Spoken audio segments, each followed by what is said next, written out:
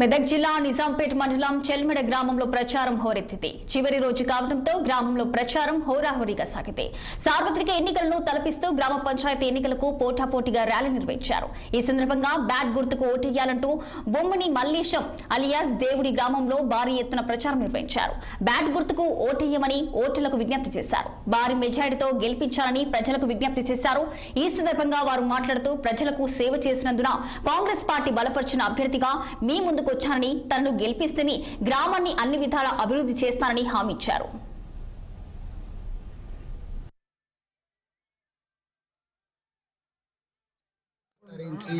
నన్ను ఎన్నుకోవడం జరిగింది. ప్రజలందరికీ గెలిపించుకోవాలని అందరికీ నా ధన్యవాదాలు.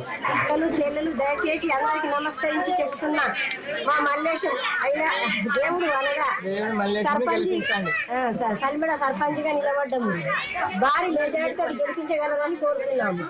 ఎన్నికల గురించి చివరి రోజు కాబట్టి ప్రజలందరూ చైతన్యమయ్యి ఒకే తాటున ఈరోజు ఊరేగింపుగా మహిళలు, చిన్నోళ్ళు, పెద్దలు అందరు కలిసి ఈరోజు మంచి ఊరేగింపు చేశారు.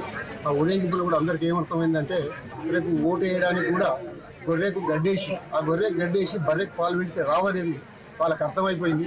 ఇప్పటికే చాలామంది మెజార్టీతో మేము గెలుస్తున్నాము. మల్లేశంను 14 ఓటు చెప్పినాడు. సాయంత్రం ఊరేగింపులో కూడా మళ్ళీ మీ మీడియా ముందు మేము ఘనంగా మాట్లాడతామని కూడా అందరు ఆశీస్సులు మాకు ఇచ్చిండ్రు. ఆశీస్సుల వల్ల ఓటు బ్యాంక్ ఉన్నది. ఓటు బ్యాంకు విజయవంతం అవుతుంది. గ్రామ పంచాయతీల ఎన్నికల సందర్భంగా ఈ గ్రామంలో పెద్ద ఎత్తున మహిళలు మరియు పురుషులు అందరూ కూడా చాలా గల్లీ కూడా తిరిగి పెద్ద ఎత్తున ప్రచారం చేయడం జరిగింది. ఇంత పెద్ద ఎత్తున వచ్చిందంటే చాలా సంతోషం. వారికి కూడా అందరికి కూడా నేను కృతజ్ఞతలు తెలియజేస్తున్నా నా తరఫున. అదే కాదు, మల్లేశం కాంగ్రెస్ పార్టీ తరఫున పోటీ చేయిస్తున్నాం.